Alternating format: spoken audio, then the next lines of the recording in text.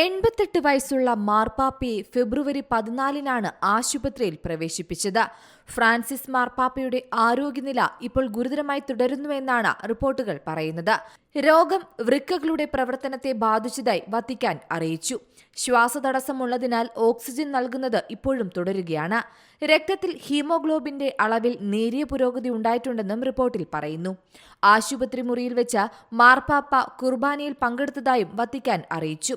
തനിക്ക് വേണ്ടി പ്രാർത്ഥിക്കണമെന്ന് ഇന്നലെ മാർപ്പാപ്പ വിശ്വാസികളോട് അഭ്യർത്ഥിച്ചിരുന്നു. റോമിലെ ആശുപത്രിയിലെ ഡോക്ടർമാർക്കും ആരോഗ്യ പ്രവർത്തകർക്കും സന്ദേശങ്ങൾ അയച്ചവർക്കും മാർപ്പാപ്പ നന്ദി അറിയിച്ചു.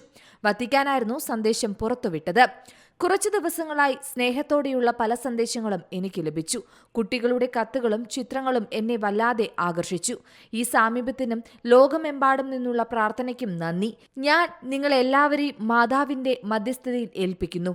എനിക്ക് വേണ്ടി പ്രാർത്ഥിക്കാൻ ഞാൻ അഭ്യർത്ഥിക്കുന്നുവെന്നും മാർപ്പാപ്പ പറഞ്ഞു. നേരത്തെ മാർപ്പാപ്പയുടെ നില ഗുരുതരമാണെന്ന് മെഡിക്കൽ ബുള്ളറ്റിൻ അറിയിച്ചിരുന്നു. അദ്ദേഹം കഴിഞ്ഞ ദിവസത്തേക്കാൾ ക്ഷീണിതനാണെന്നും ശ്വാസതടസ്സം നേരിട്ടതായും മെഡിക്കൽ ബുള്ളറ്റിനോടെ ഡോക്ടർമാർ അറിയിച്ചു. പോപ്പിന്റെ ഇരു ശ്വാസകോശങ്ങളിലും ന്യൂമോണിയ ബാധിച്ചതായി വത്തിക്കാൻ അറിയിച്ചിരുന്നു. വേഗം തന്നെ മാർപ്പാപ്പ ആരോഗ്യവാനായി തിരിച്ചെത്താനുള്ള പ്രാർത്ഥനയിലാണ് ലോകം. International desk Zee Malayalam news.